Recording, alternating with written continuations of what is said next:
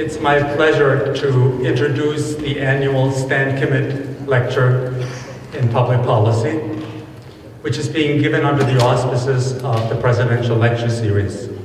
And so my first and pleasant obligation is to thank President and Jane Dennison, who have graciously supported and hosted this lecture series.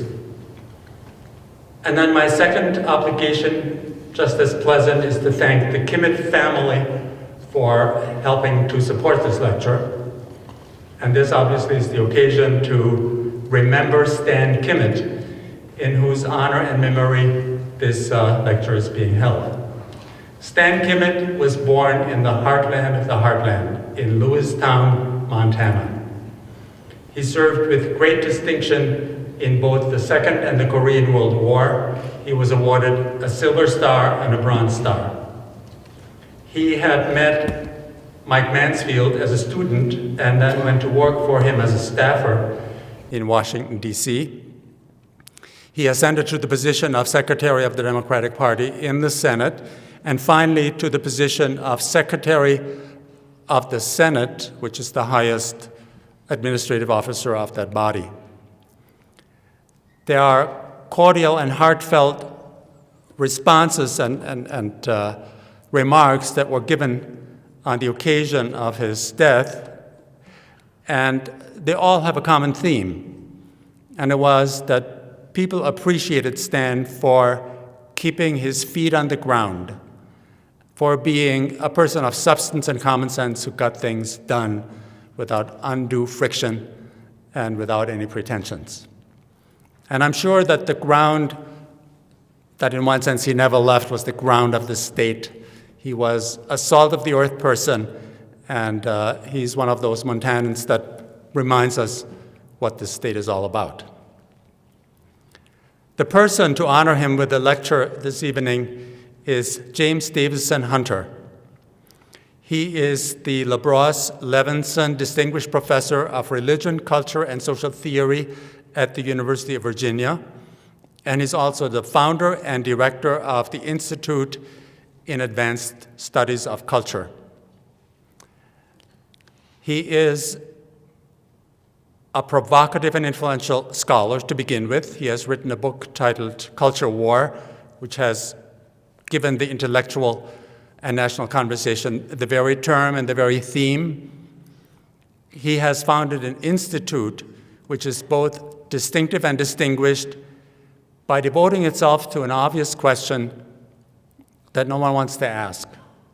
And the question is ours a good society? And I think the reason why the question doesn't get asked is that we all suspect the answer may not be all that flattering. But James and the many PhD students that he enables to work on just that issue and its various aspects has pressed on. And of course, as soon as you raise the question is, how do you answer it? And you don't answer it from on high. You have to look out on the society and its conditions to find out how we're doing. And when you do that, there's a second issue that you have to confront, and that is you can't just go by what people say. I mean, you have to explain what people say, but you can't take it at face value. There are deeper structures and movements that need to be focused on, articulated, judged, and if at all possible, improved. And so Professor Hunter's contribution to this country is really unique, and it's as unique as it is important. This evening, his topic will broaden the question of whether this is a good country to the question whether we can ever hope to have a good world, a question that he and our alum, Josh Yates, who is now working at the Institute, have been raising. And so the topic for his talk this evening is public service and the idea of a changing world. Please join me in welcoming Professor James Davison Hunter.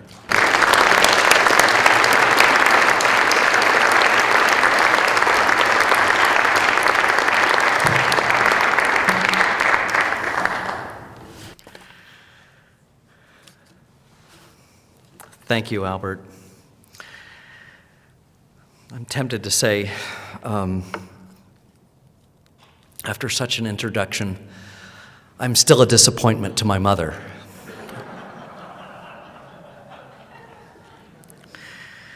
President Dennison, Professor Borgman, Professor Drake, distinguished faculty, students, and friends of the University of Montana, I want to thank you for the privilege and opportunity to speak tonight, to visit the University of Montana. I flew in from Denver late yesterday afternoon, but there was enough daylight to see, and I'm from the East Coast. I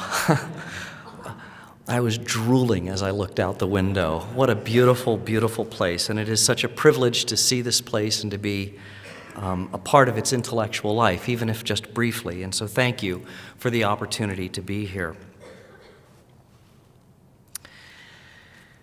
Josh Yates, an alumnus of the University of Montana, and now my colleague at the Institute for Advanced Studies and Culture at the University of Virginia, has been engaged in a research program concerned with a reformist impulse in the highly contested agonistic arena of global culture.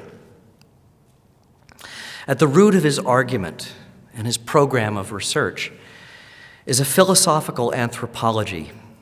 That is a kind of philosophical reflection about human being, what it means to be human, that's in sympathy with some of the great social theorists of the last century, in which he contends that there is something primordially human about the impulse to reform. Many people, perhaps most people of goodwill, are animated by a dream of a better world. Listen to what President Obama said in Strasbourg, France, just this past Friday, and I quote, "We know we can change this world because of men and women like the young people who are here today. Each time we find ourselves at a crossroads, paralyzed by worn debates and stale thinking, the old ways of doing things, a new generation rises up and shows the way forward." As Robert Kennedy once told a crowd of students in South Africa, I'm still quoting President Obama, "It is a revolutionary world that we live in," he said. "And thus it is young people who must take the lead because young people are unburdened by the biases or prejudices of the past. That is a great privilege of youth. But it is also a tremendous responsibility because it is you who must ultimately decide what we do with this incredible moment in history. We've just emerged from an era marked by irresponsibility, and it would be easy to choose the path of selfishness or apathy, of blame or division. But that is a danger we cannot afford. The challenges are too great. This is a revolutionary world that we live in, and history shows that we can do the improbable, sometimes impossible things. We stand here in a city that used to stand at the center of European conflict. Only now is it a center of European union. We did that together. Now we must not give up on one another. We must renew this relationship for a new generation in a new century. We must hold firm to our common values. Home, firm to our faith in one another. Together I am confident that we can achieve the promise of a new day." This is the language of reform. This is the language of an impulse to make the world a better place. And President Obama spoke very clearly to that impulse, the hope that we can be a part of something bigger than ourselves, capable of bringing the world to a better place than we are now. It resonates deeply with me, and I would be willing to wager with everyone in this theater tonight.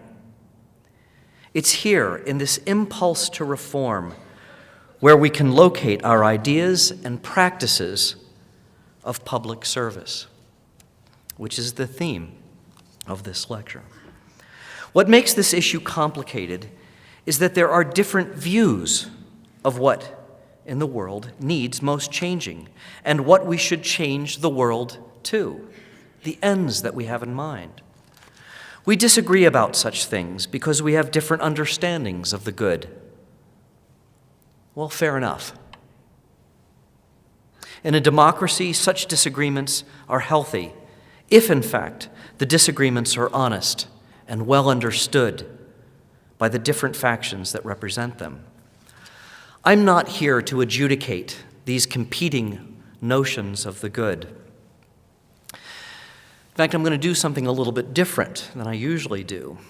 I want to call attention to the fact that though we disagree on what is at heart wrong with the world, and therefore we disagree on what constitutes a good and just world, there are, in fact, large swaths of agreement on how we go about changing the world.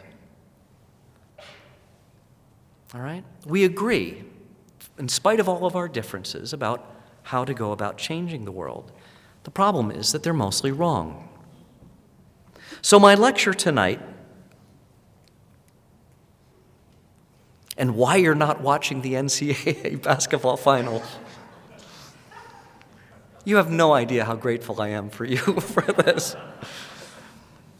My lecture tonight is mainly on how to change the world. That's what this lecture is about. And I know that sounds presumptuous to the point of arrogance, but bear with me. Hopefully, it will be neither. So here is my agenda tonight. There is, in fact, an implicit working theory about world changing that we tend to operate with. So the first thing I want to do is to address what that is and what some of the problems are that attend it. My second task is to sketch out an alternative view, and at the end, I'll reflect a little bit, and fairly briefly, on what this might mean for leadership and public service for our time. So let me begin with my first task. What is, in fact, the sort of implicit working theory about world changing that prevails today? A theory that, again, most of us agree on in spite of other kinds of differences. This view of culture and culture changing has gained a certain prominence in the public imagination, and this view is echoed by politicians in their campaign rhetoric and reinforced through the popular media. The substance of this view can be summarized something like this. The essence of culture, the essence really of the world, is found in the hearts and minds of individuals in what are typically called values. Values are simply moral preferences, inclinations toward or conscious attachments to what is good and right and true. Culture is manifested in the ways these values guide actual decisions that we individuals make about how to live. That is how we spend our time, how we work, how we play, whom we marry, and how and why, and how we raise our children, and what we worship, and so on. By this view, culture is made up of the accumulation of values held by the majority of people and the choices made on the basis of those values. What all of this means is that if a culture is good, it's because the good values embraced by individuals lead to good choices. By contrast, if a culture is decadent or in decline, it's because the values or the worldviews held by individuals are mistaken at the least, or even immoral, and those corrupt values lead to bad choices. Cumulatively, those mistaken ideas, corrupt values, and bad choices create an unhealthy or immoral culture. But the same ideas work in reverse. If we want to change our culture for the better, we need more and more individuals possessing the right values and the right worldview, and therefore making the right choices. As one person put it, a virtuous society can be created only by virtuous people whose individual consciences guard their behavior and hold them accountable. Indeed, this view has both a long history and remains widespread in American public opinion as well. As a man of the Enlightenment, the founder of my university, Thomas Jefferson, himself gave voice to his generation's shared ideal, and it echoed the very point that I'm making. He said, and I quote, "Enlighten the people generally." This is something he wrote in 1816. "Enlighten the people generally, and tyranny and oppressions of body and mind will vanish like evil spirits at the dawn of day." This was the foundation for Jefferson's commitment to public education, and it is a sensibility and a commitment that continue to motivate many people of goodwill today. President Obama himself said on Friday, and I quote, "And where there are setbacks and disappointments, we keep going because we hold firm to our core values and we hold firm to our faith in one another. So change the values of the common person for the better, and a good society will follow in turn." Interestingly, this emphasis on values and beliefs in the minds and hearts of individuals strangely predisposes most of us to actually focus on politics as the central means of changing the world. And the reasoning goes like this: bad law is the outcome of bad choices made by individual politicians, judges, and policymakers. And so changing the world requires that people vote into office those who hold the right values or possess the right worldview and therefore make the right choices. So basic notions of popular sovereignty are part and parcel of this world view of the world, of culture, and of world changing. Related to this is the tactical importance of voluntary associations and social reform movements. Private associations and moral reform movements have often produced progress after the realization set in that government neither could not or would not do good things. So there's an important place for social reform movements. But again, there's a logic that I'm talking about that inheres here as well. An important strand in this understanding concerns the role of the charismatic or the heroic individual. This is just part of the larger picture. This is what has been called the great man or the great person theory or view of history. It's a Hegelian idea of leadership and history popularized by the 19th century Scottish historian Thomas Carlyle. In his own words, the history of the world is but the biography of great men. And here I quote him: "For as I take it, universal history, the history of what man has accomplished in this world, is at bottom the history of great men who have worked here. They were the leaders of men, these great ones, the modelers, patterns, and in a wide sense creators of whatsoever the general mass of men contrive to or attain to do.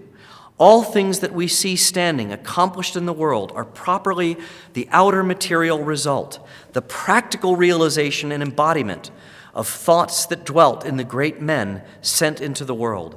The soul of the whole world's history, it may justly be considered, were the history of these."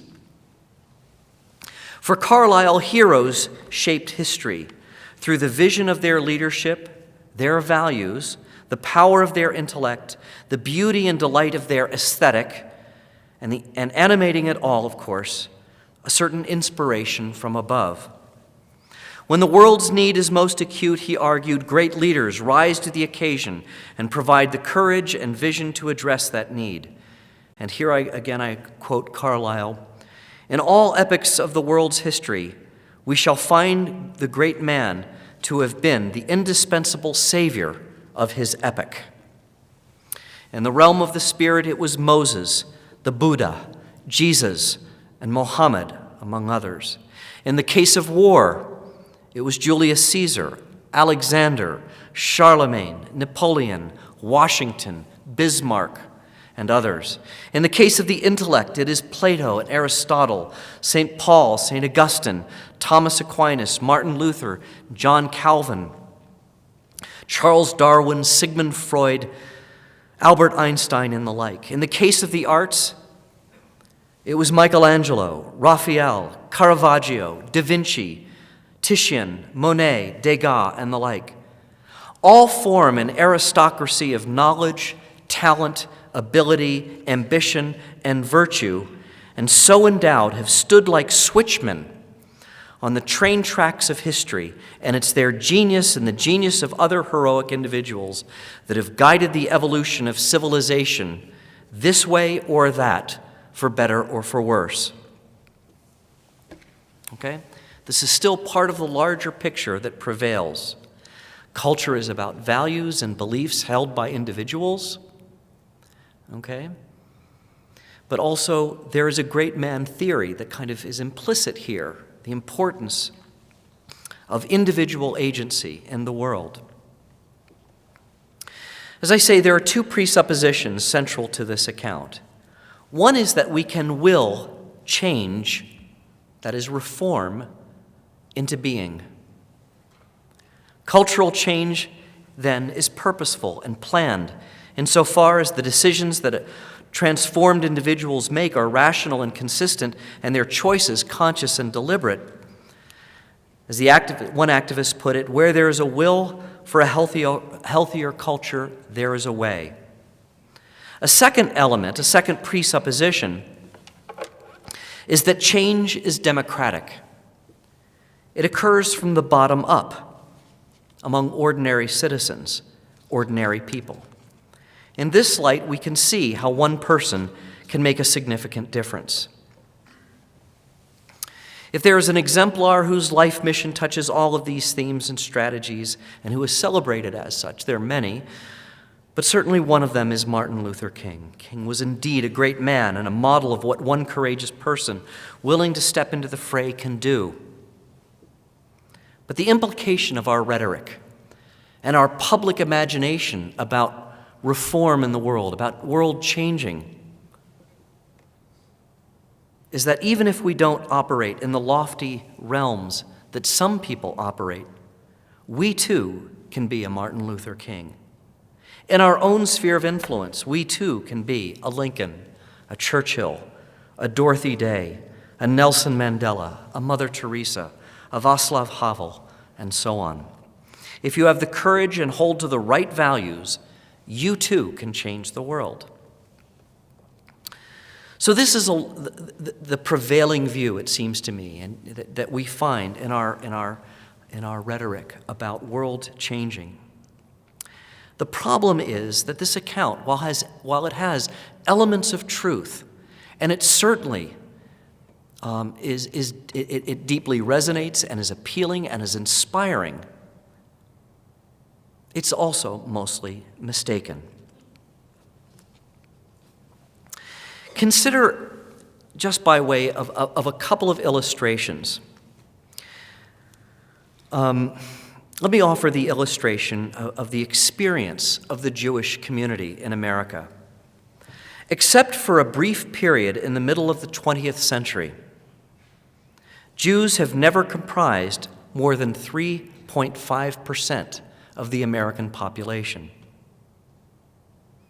And yet, as David Hollinger has meticulously shown in his own research, the contribution of the Jewish community to science, to literature, art, music, letters, film, architecture is both brilliant and probably unrivaled. And these contributions were made in a context often defined by open, aggressive, malicious anti-Semitism, and anti-Semitism manifested in restrictions and quotas against Jews in private schools, camps, colleges, resorts, and places of employment, in public denigration by some of the most respected leaders of the time, including Henry Ford, and in the physical assault on Jews, especially young Jews. And yet, despite these obstacles often generated and perpetuated by average Americans, their influence in the shaping of high culture has been quite disproportionate to their size of the population. And needless to say, the debt America owes this small community is immeasurable. A more recent story is the story of influence is told by the gay community. Now, again, it's debatable, but probably 3% of the American population. Their influence, again, has become enormous, again, far disproportionate to their size. And it's worth pointing out, too, that most of the gains in the visibility, legitimacy, and legal rights by the gay rights community were made during the 12 conservative years of the Reagan-Bush presidencies. Those advances continue largely unabated through the present, a time when a majority in the general population has remained privately troubled by homosexuality. In only the past few years, we have witnessed the rapid transformation of gay marriage from an almost unthinkable hypothetical for most Americans to the subject of a raging debate at the center of American public and political life. Okay? In both of these instances, the question is the same. In light of my larger argument, if culture is simply a matter of hearts and minds, then the influence of various minorities, whoever they are and whatever they may be, would be relatively insignificant. But again, in these instances and many others we can draw from history, we know that this is not the case. Let me use a counterexample. Take the question of abortion. If we are to listen to the special interest groups, the issue of abortion leads to a clear choice. From one perspective, we must choose between life and death, and from the other vantage point, it is choice versus oppression. And these binary oppositions are institutionalized in our legal system. The reality is, however, that when one examines the hearts and minds, the values of ordinary Americans, one finds more of a spectrum of opinion on this issue than stark contrasts. But clearly, law and policy do not simply follow or mirror majority opinion. And so it goes. In example after example, we find evidence that culture and culture changing is, in fact, a much more complicated phenomenon than what we normally imagine. And indeed, it seems eerily independent of majority opinion. But why? Why? Well, here let me move to the second part of my talk, a reflection on I'll suggest an alternative view of world changing. The reason why the movements of culture don't map onto public opinion in any simple way is that culture is more complex and multifaceted than public opinion, and thus the dynamics of cultural change are more complex as well. There are many things that can be said about culture and cultural change that would demonstrate its endless complexity. And indeed, in preparing for these remarks tonight, I listed a dozen, including its intrinsic normativity, how it takes shape in subjectivity, its intrinsic but tangled relationship to history, and so on. But for my purposes tonight, I want to draw attention to 6. And why these particular 6? Let me put it this way. Many of you, I imagine, have heard the phrase that ideas have consequences.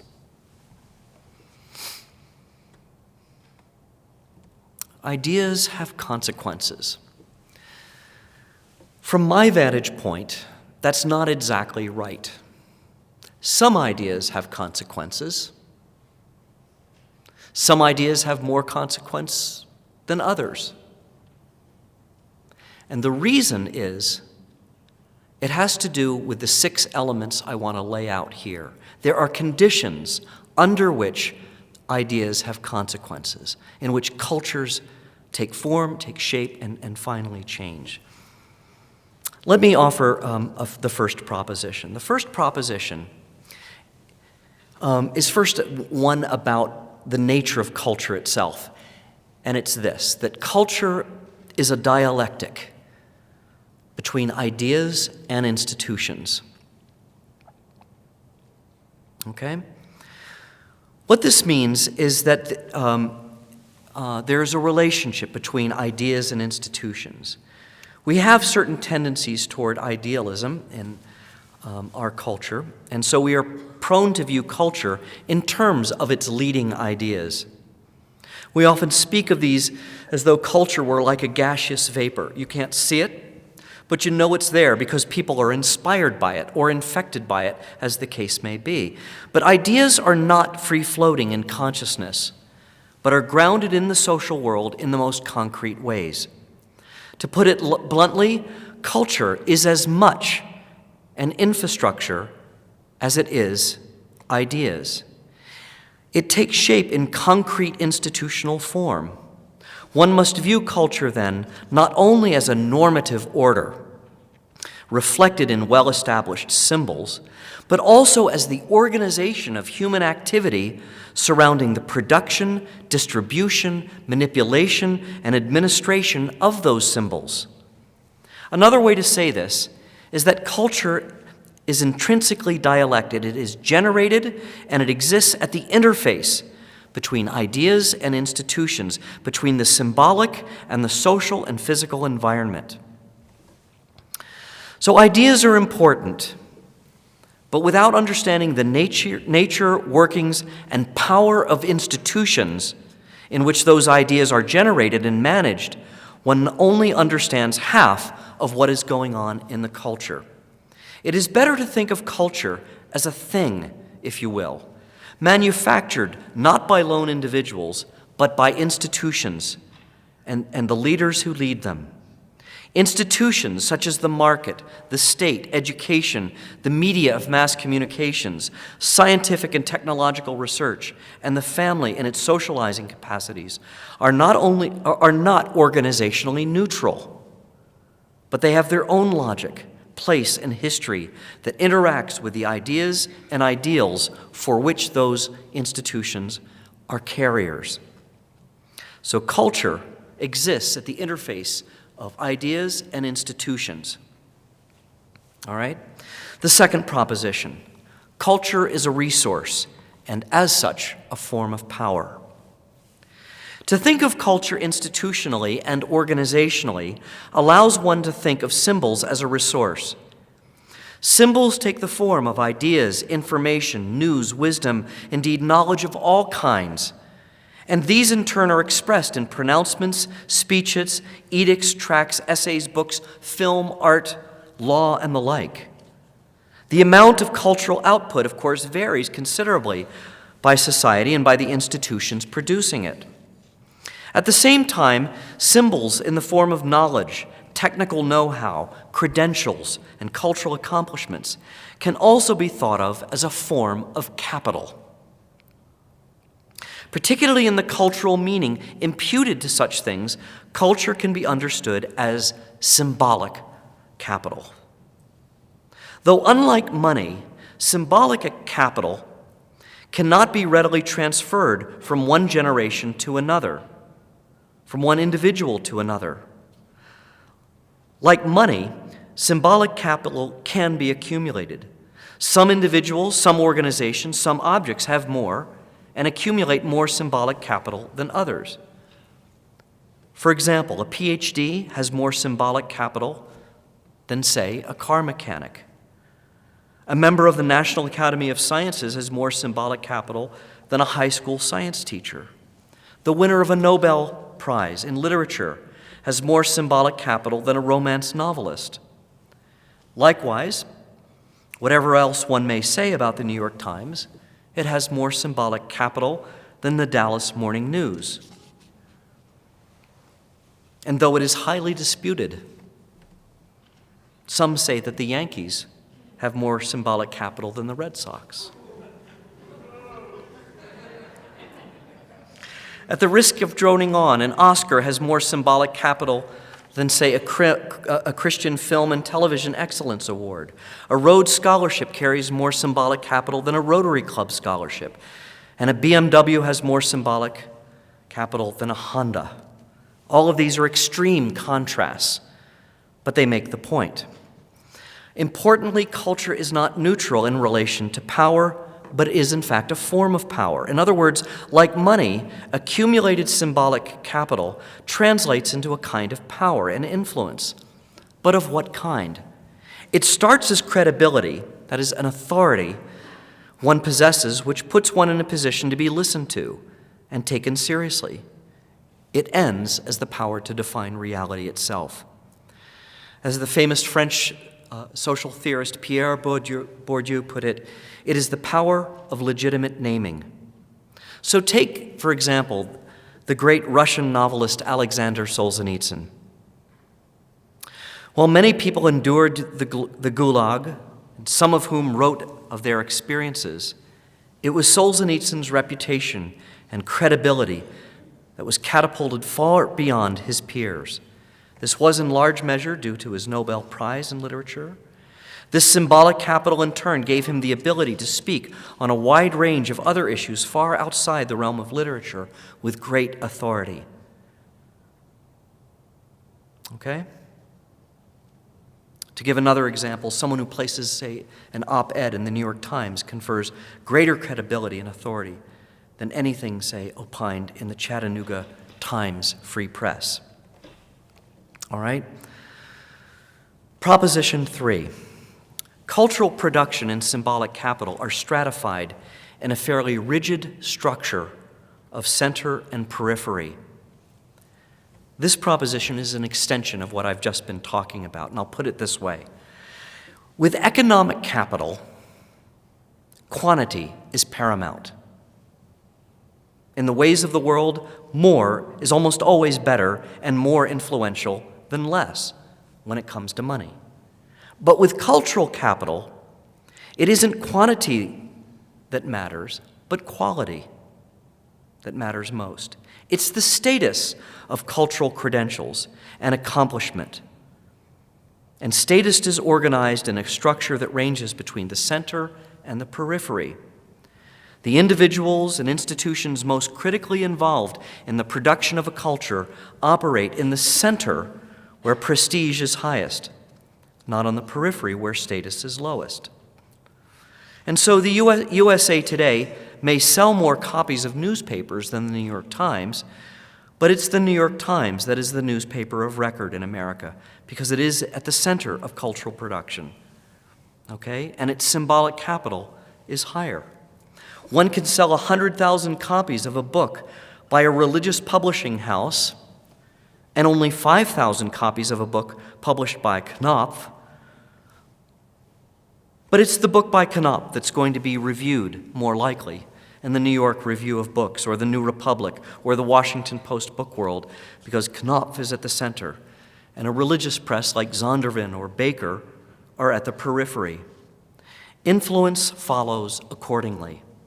And one could give a myriad examples, but the point is clear. The status structure of culture and cultural production is of paramount importance to understanding culture and cultural change. It's not just values. Proposition 4. Culture is generated within networks. So against the so-called great man theory of history and culture, I would argue, along with many others, that the key actor in history is not the individual genius, but rather the network. and the new institutions that are created out of those networks. And when I use the word network, it's a kind of new social science-y term. Please, when I say that word, think of the word community. It's a much better and more accurate description. Okay? The thing about networks and communities is that the more dense the network, that is, the more active and interactive the network, the more influential it tends to be. This is where the stuff of culture and cultural change is produced. I don't want to underplay the role of individual charisma and genius, but charisma and genius and their cultural consequences do not exist outside the networks of similarly oriented people and similarly aligned institutions. And again, there are a number of examples that one can recount through history. In the Protestant Reformation, we naturally think of Martin Luther as the heroic figure of the German Reformation. But Luther was surrounded by a network of others similarly committed, not only in his monastic order, but all over northern Germany. Philip Melanchthon was especially important, not only as the chief Protestant negotiator at the Diet of Augsburg in 1530, but for his leadership at the center of the key religious and intellectual networks of Europe. And they, in turn, recreated the German university and invented a new institution, the academy, as the heart of social and cultural innovation. And these proliferated throughout Protestant Europe. Similarly, when we think of the European Enlightenment, we think of Voltaire and Rousseau, Condorcet, and the like.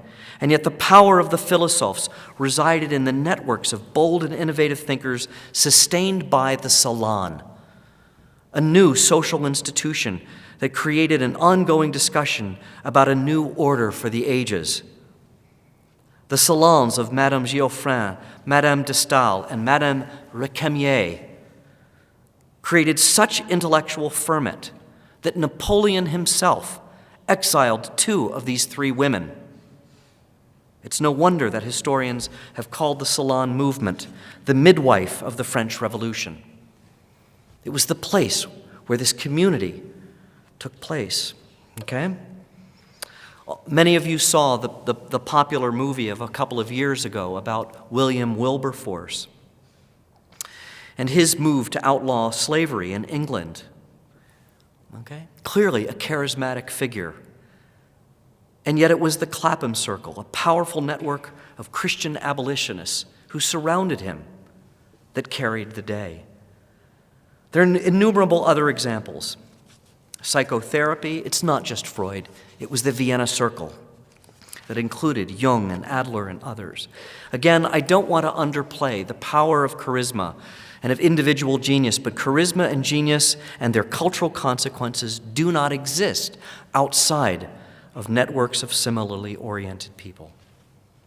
So, Proposition 5. Cultures change from the top down, rarely, if ever, from the bottom up. It's sometimes true that economic revolts, such as a labor protest, and social movements, such as environmentalism, occur from the bottom up, that is, through the mobilization of ordinary people. And while they can have tremendous influence on their own terms, the specific ends are often limited and short-lived without top-down influence as well. It's also true that political revolutions, such as the French Revolution, the Communist Revolution in China, and the assortment of revolutions in Mexico, Algeria, Cuba, Bolivia, Angola, Ethiopia, and the like, can take form and spread through the recruitment and organization of popular protest. Such revolutions, however, nearly always involve leadership from the ranks of marginal and disaffected leaders who build new organizations that coalesce revolutionary changes around new state and national identity. And here, too, their influence can be enormous. And yet the deepest forms of cultural change nearly always occur from the top down. In other words, the work of world making and world changing are, by and large, the work of leaders.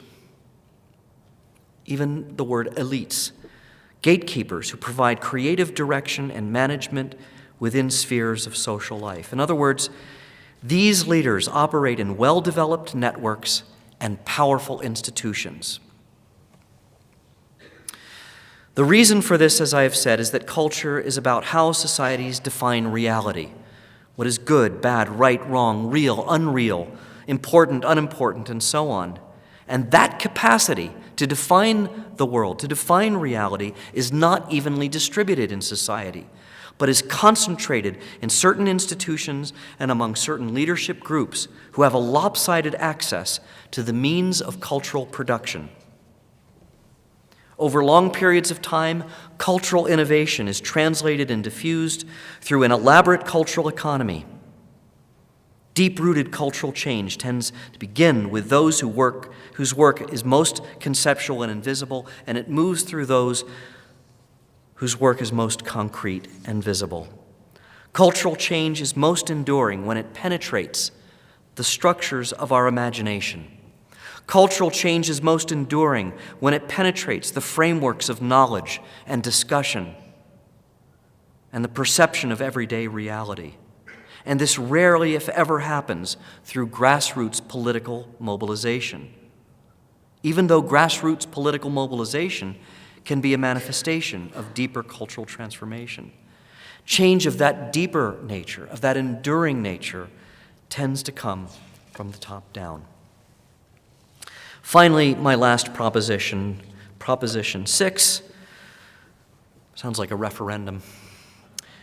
World changing is most concentrated when the networks of leaders and the institutions they lead overlap.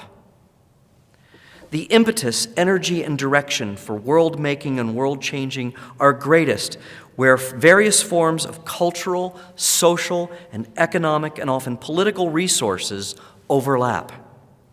In short, when the networks of elites in overlapping fields of culture and overlapping spheres of social life come together with their varied resources and act in common purpose, cultures do change and change profoundly.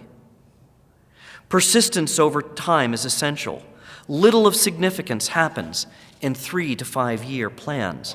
But when cultural and symbolic capital overlap with social and economic capital, and in time political capital, and these various resources are directed toward shared ends, the world indeed changes. Again, one can cite dozens of examples. I mentioned the Reformation before. The role of the nobility in the German provinces was crucial to the success of the Reformation. Their economic and political capital made the difference. Indeed, Luther would likely have been executed, as Savonarola a generation before was, if Frederick of Wyse had not removed him to safe refuge at Wartburg Castle after the Edict of Worms.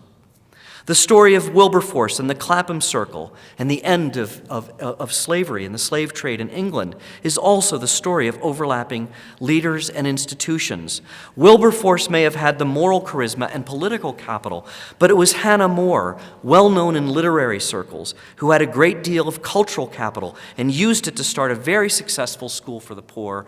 Henry Thornton, a merchant banker who had the necessary financial capital, and Granville Sharp and Zachary Macaulay, both of whom had intellectual capital and extensive social networks in the reform movements of the day. They came together in common purpose. Think about the success of literary modernism, a more arcane story for our purposes perhaps, in the early 20th century. Consider the role of Harriet Shaw Weaver. This wealthy British patron gave James Joyce over $1 million between 1917 and 1941, roughly $3 million in today's dollars. She supported Ezra Pound and D.H. Lawrence financially as well. In a similar way, Schofield Thayer and James Sibley Watson, another affluent Briton, provided the capital to fund an obscure journal that you've never heard of, at least obscure today, called The Dial. But it was the literary organ of literary modernism. And together they provided the 2007 equivalent of $800,000 per year to sustain that publication. Though its circulation was only 10,000, it was critically important to sustaining this literary movement. It was here, for example, that T.S. Eliot's The Waste Land and other seminal works of literature were published. Again, for better or for worse, the coming together of financial leadership and financial resources, along with intellectual resources and intellectual leadership and common purpose, also accounts for the astonishing success of humanistic Marxism in the middle to late 20th century. Its home was the Institute for Social Research, based in Frankfurt, Germany, and it was made possible by the funding of Hermann Wey, the owner of an international grain and food company, who agreed to finance the building and its equipment entirely and to give a yearly grant of 120,000 marks. One can go on and on with stories like this, but again and again we see that the impetus, energy, and direction for the changing world were found where cultural, economic, and often political resources overlapped. Okay? Where networks of elites, of leaders in various spheres of life who generated those resources and guided their use when they came together in common purpose. In common purpose. It's something we should not forget here. So ideas do have consequences in history. Values, beliefs, ideas have consequence in history. And yet not because those ideas are inherently truthful or obviously correct. In fact, it's remarkable just how many corrupt and crazy ideas or beliefs have triumphed in history. No, ideas succeed in large part because of the way they are embedded within powerful institutions, networks, interests, and symbols. These factors, overlapping networks of leaders and overlapping resources, all operating near or in the center institutions and in common purpose, these are some of the practical dynamics within which world changing occurs. These are the conditions under which ideas finally have consequence. Needless to say, there is much more I could say by way of elaboration and especially qualification. One thing I think I will add at this point is to say that it's very apparent at this point that cultures are profoundly resistant to intentional change. They are certainly resistant to the mere exertion of will by ordinary individuals or by a well-organized movement of individuals. Changes in political systems and economic conditions can occur relatively quickly, but the most profound and enduring change in culture typically takes place over the course of multiple generations. The most profound changes in culture can be seen first as they penetrate into the linguistic and mythic fabric of a social order. In doing so, then, it penetrates the hierarchy of rewards and privileges, as well as deprivations and punishments that organize social life. It also reorganizes the structures of consciousness and character, reordering the organization of impulse and inhibition. One cannot see change at this level taking place in these ways. It's not perceptible as an event or as a set of events or currently unfolding event. Rather, cultural change of this depth can only be seen and described in retrospect after the transformation has been incorporated into a new configuration of moral controls. But change does occur. It can and does occur. Think about Descartes. Just to give one example. At the time he was writing, in the 16th century, it was unimaginable that the world would have been different, that the world would have experienced an enlightenment,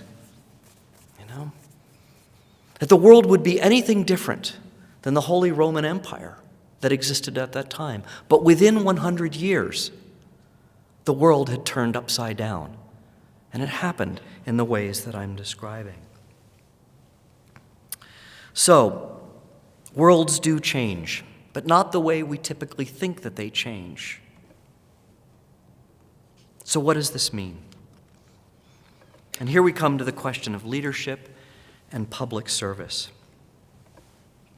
If I'm right in this alternative view of culture and cultural change, what are the implications, and not least the implications for public service? The first is that one can now imagine a space that is public, but not merely political. This is something we explored together in the seminar this afternoon. My contention is that ours is a world in which the public and the political tend to be conflated, in which everything tends to be politicized. We find it difficult to think of a way to engage public life in any way that is not political, including some of the most personal matters, like family values. And so instead of the political realm being seen as one part of public life, all of public life, in some ways, is reduced to the political. Okay? The realm of politics has become in our imagination the dominant and for some the only adequate expression of our collective life. In my opinion, seeing the world in the way that I'm describing creates space to think of world-changing and power and influence in a slightly different way. And to me, it is essential to decouple the public from the political. As I argued in today's seminar, politics is always a crude simplification of public life, and the common good is always more than simply its political expression. Okay? Politics tends to delimit the imaginative horizon through which people think about engaging the world and the range of possibilities by which they actually act. Politics is just one way to engage the world, and arguably not the highest, not the best, not the most effective, or the most humane way to do so. To decouple the public from the political will open up other options for engaging the world and addressing its problems in ways that do not require the state or law or political party. There is in this possibility, then, in thinking about influence and change in broader ways, the possibility of a new vision of leadership in public service as well. Such a vision begins with a recognition that we are all implicated in the obligations of leadership. Leadership is a set of practices surrounding the legitimate use of gifts, resources, position, and therefore influence, or relational power, what I call relational power. But leadership is not simply one half of a dichotomy that divides the world between leaders and followers. Nor is leadership a one-dimensional or zero-sum property, which is to say, it doesn't operate on a single continuum where more influence for one person will mean less for another. The fact is, our lives are constituted by multiple spheres of activity and relationship, not just one, and in each of these, we have varying kinds and evolving degrees of influence. The relationships and influence we have within our families is of a different nature and capacity than what we have in our neighborhoods or the town or city in which we live. And the relationships and influence we have in the places where we volunteer are different from the influence we have in the organizations where we work. And within each one of these spheres of activity, we have different kinds of influence. It is our influence within the range of spheres of activity and relationship that defines the leadership we exercise. In short, we are all leaders to varying degrees and in varying ways, for we all exercise relative influence in the wide variety of contexts within which we live. But if it's up to me, the defining feature of a new vision of leadership in public service is an obligation. That we are all, within our spheres of influence, obligated to live toward the fruitfulness, wholeness, and well-being of all. In the most practical terms, the measure of efficacy of this kind of engagement, of this kind of influence, is found in the many ways that vitality finds expression. Do individuals and communities grow in health, knowledge, wisdom, prosperity, freedom, and generosity? Of special concern are the least privileged and those who are most disadvantaged. Do they benefit in tangible ways, gaining a range of advantages that enhance their lives that they didn't have before? Are the tasks we undertake done well, and do they contribute to the good of others? And do the specific social milieus and physical surroundings where we live and work become more beautiful, more civil, and more just? We need to relativize leadership. We are all implicated in this obligation. But the burden of such leadership is the burden of human flourishing. And this burden falls to all of us to the extent that we wield any influence at all, in every sphere of life. The greater the influence we have, the greater the burden we bear. This kind of vision is the opposite of elitism and the domination it implies. It would resist the reigning forms of leadership in our world, which, as Max Weber described, tend to instrumentalize people and communities and the environment and values and resources, reducing them to their mere utility value. Such a vision of leadership is also the antithesis of celebrity. Celebrity is, in effect, based upon inflated brilliance or inflated accomplishment, generated and perpetuated by publicity. It is an artifice and therefore a type of fraud. And where celebrity once served power and patrons, in our day it mainly serves itself and its financial interests. Celebrity must of necessity draw attention to itself. But whether leadership is expressed within the dynamics of celebrity or instrumental power, such leadership is artificial, organizationally unhealthy, inherently corrupting, and all too common, as we have seen in every sphere of social life today, but most obviously in the financial institutions. Okay? It is corrupting. We need to discover or rediscover and reaffirm an alternative, and if not the one I am gesturing toward here, then something else like it. What's at stake?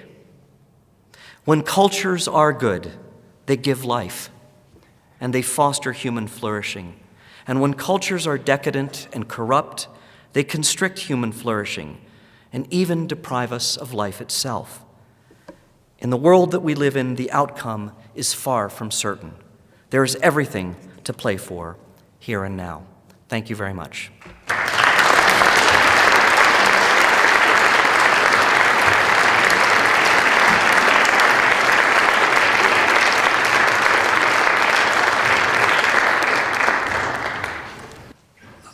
Professor Hunter is now glad to have your questions and comments. And please use those microphones there and there to give him your questions and comments. And he will recognize the questioners.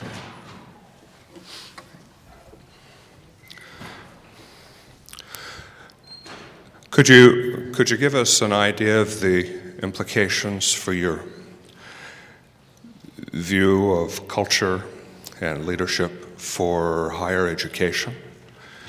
If someone were to take seriously what you said tonight, what might they think should change in the curriculum, the funding, the social structure of American public universities?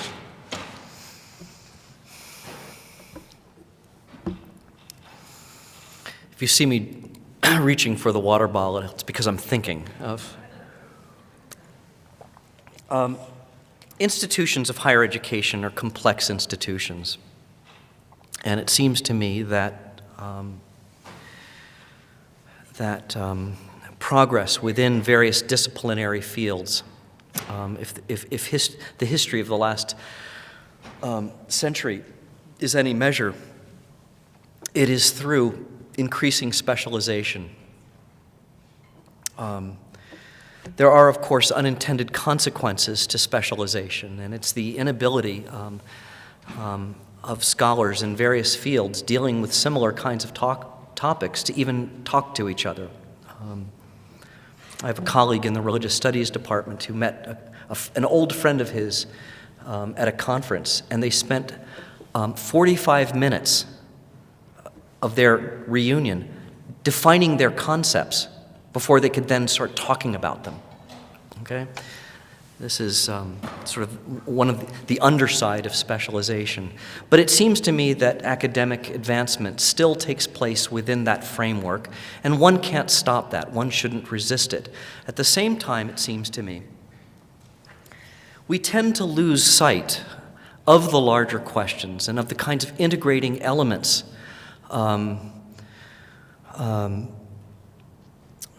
in a context where specialization reigns. And it seems to me that in a context where there is a retrieval, or at least the attempt to retrieve, issues of common concern and cross-disciplinary engagement, it seems to me that there are opportunities for public education.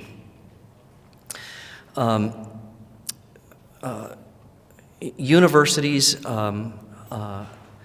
oftentimes are restricted by the kinds of funds that they have for innovations like this, but I believe that that the charter of public education can be expanded beyond simply enrollment to opportunities like this. I mean, I think these are the kinds of things that can be done even more aggressively as it pertains to some of the toughest, knottiest questions that beset the public. So regular forums that deal with basically deepening the knowledge,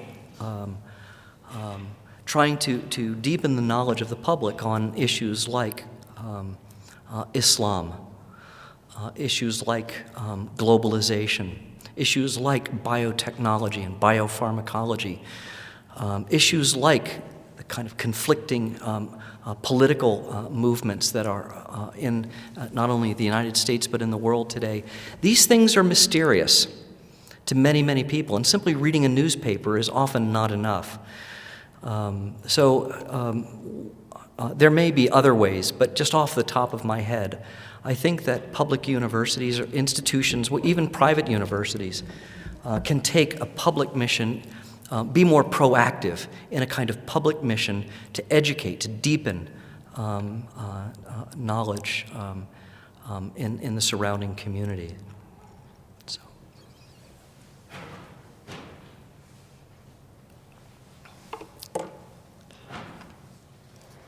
Yes.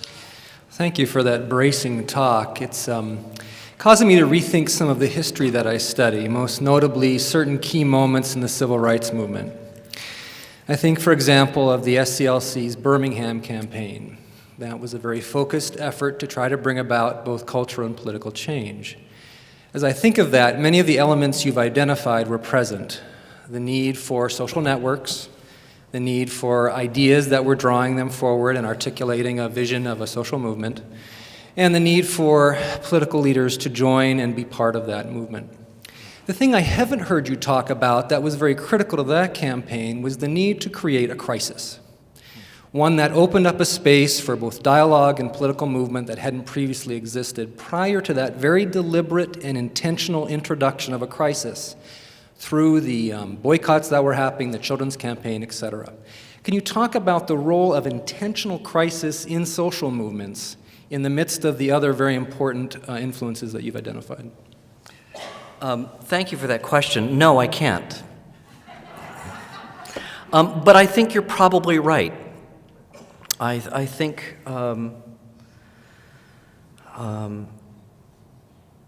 it's just very quickly think about some of the illustrations I gave just in haste. In many of those instances, there were sort of trigger moments, crisis moments, that became opportunities to articulate for a kind of clarity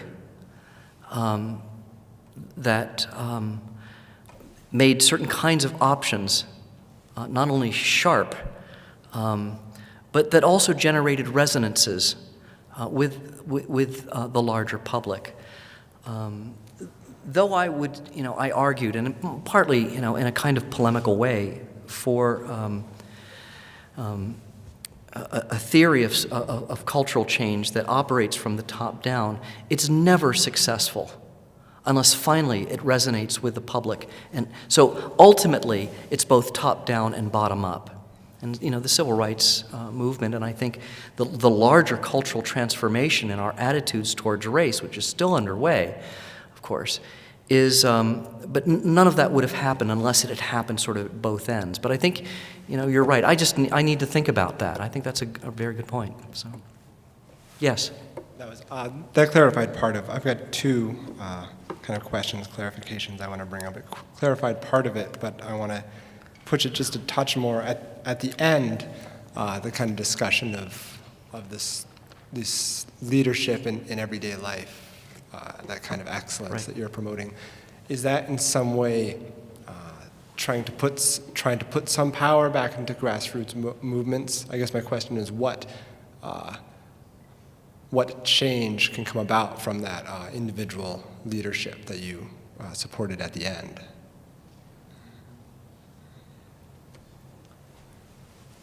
I don't know. I wrestle with these kinds of things. Here's the larger picture. I've spent a good part of my professional career, my intellectual life, working on issues of normative conflict, the culture wars and things like that, and I've looked at some of these things at a global level as well. And part of what troubles me as I've been looking at these things is the basic question of solidarity. How do we, in our difference, somehow stay together? What is the foundation of consensus or of solidarity, of community, in the face of not only fragmentation, but oftentimes polarization? And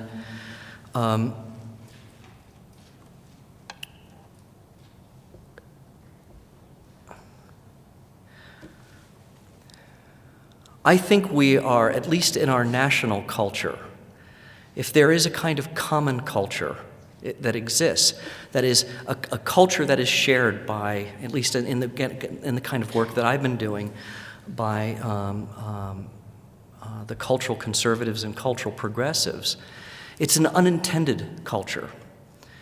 And it is a culture of fear. It is a great deal of cynicism. I think both sides share a view that the only way you can really resolve these things is by gaining the patronage of the state on behalf of your side. In other words, there's a kind of, I think there's a kind of Nietzschean element in our moment, in our public culture that defines a common culture. It's a common culture, but it's not one we want, and it's not one that we intend. And I think it's reinforced by other things, the kind of emphasis in popular culture on empty spectacle. I think there's also an element of nihilism in that, and the kind of violence that we see. Again, also in popular culture, there's an element of nihilism in that deeply troubles me, and it makes me wonder. I haven't written on these things at any length. It's more speculation, but it seems to me there is this kind of unintended common culture that's forming in spite of our differences, underneath those differences. And it seems to me that we need to resist that. And how do we do that? And whether or not, I'm nervous about any grand views of history, because all of a sudden, when you have those kinds of visions of history and of what history can become, that's when you start thinking of human beings and of communities and of resources as simply means to an end. And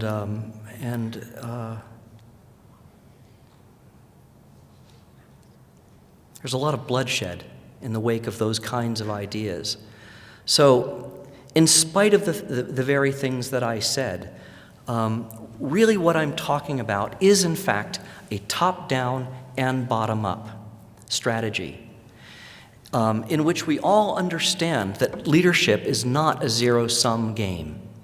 It's not that and we know that some people have a lot more than others. Let's recognize. But even Foucault argued that the powerless have power. Okay, all of us have power. All of us have influence.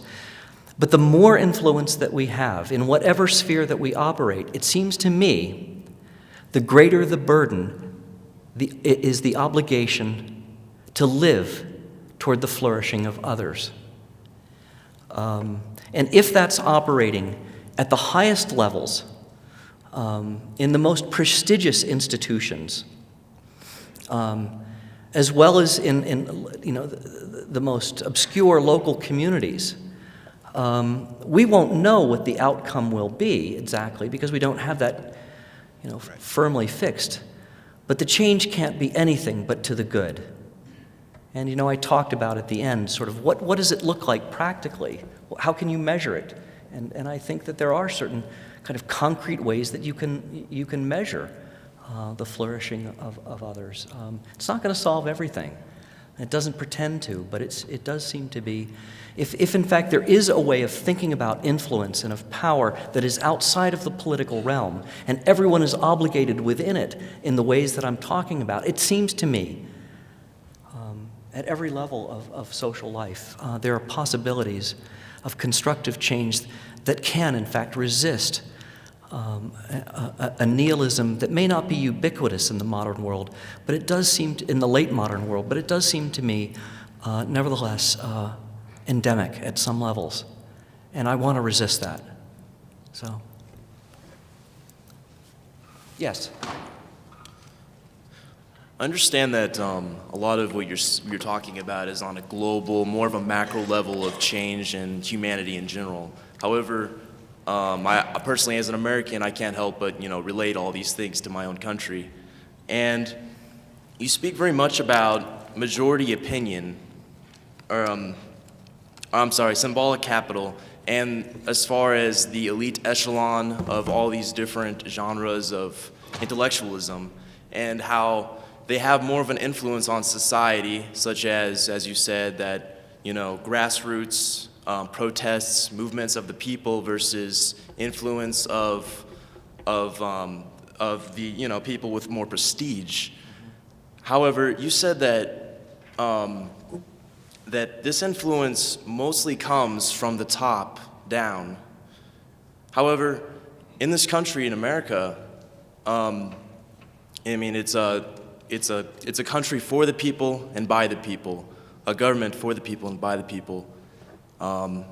We created this country, our founding fathers. We fought, we shed blood against tyranny. These men, they had, England, you cannot deny, had a lot of symbolic capital. They were very elite. And I just think that the idea of there being this, majority, this majority opinion of, the top down, it doesn't, I don't think it clicks right with, the principles of freedom. Right.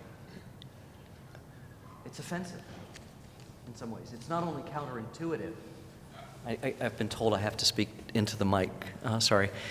It's not only counterintuitive, but in fact it's offensive. And I can, in fact, hear the offense in your voice. I mean, it's not just that it doesn't resonate. There's something, it sounds deeply problematic with it. And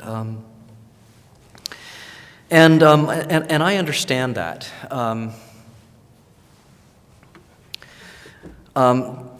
But two comments, and one is a comment Two comments. One is a comment about a kind of sociological realism, what really does exist out there. And then the other comment is a kind of moral hope. And the first comment about sociological realism is that though you described, you gave as good a definition of popular sovereignty, the principles of popular sovereignty as I've ever heard. The reality is that the sociological reality is that all societies, including our own, though and under the law we are all equal, it is a highly stratified society. And there are people who are wealthier than others. So the stratification in wealth, you can't deny it. And in terms of political power, there's a stratification that goes from community organizations all the way up to the Senate, to the Supreme Court, and the presidency. Again, there's a stratification. We're all equal under the law, but some people have more political power. But likewise, in the realm of culture, some people have more symbolic capital. They possess and therefore have more authority. And they have more access to what I call the means of cultural production. Some people can write op-eds in the New York Times and get published, and other people can write op-eds and send them to the New York Times and they'll never get acknowledged ever. So there is a kind of, the reality of the situation is that there is a kind of stratification. Now here, let me turn the observation. We are equal under the law, but there are huge differences in influence in these various spheres of life. So let me turn from sociological realism to a kind of moral hope. And that's kind of contained in which kind of actually relates to the point that you're trying to make, I think that you're making, that I think I agree with, which is that the more symbolic capital, the more economic capital, the more political capital, the more influence that you have, the greater the burden, the greater the obligation to live toward the flourishing of others. In other words, that kind of moral hope stands athwart, deliberately, directly athwart, the kind of elitism and domination that stratification normally implies. And it's for the very thing that you're talking about. So it's to the ends, that you're talking about. I'm trying to deal with the reality of our situation, the reality of how these things tend to operate, but in ways that in fact ultimately affirm the points that you're making. So thank you for that question. Thank you, Professor.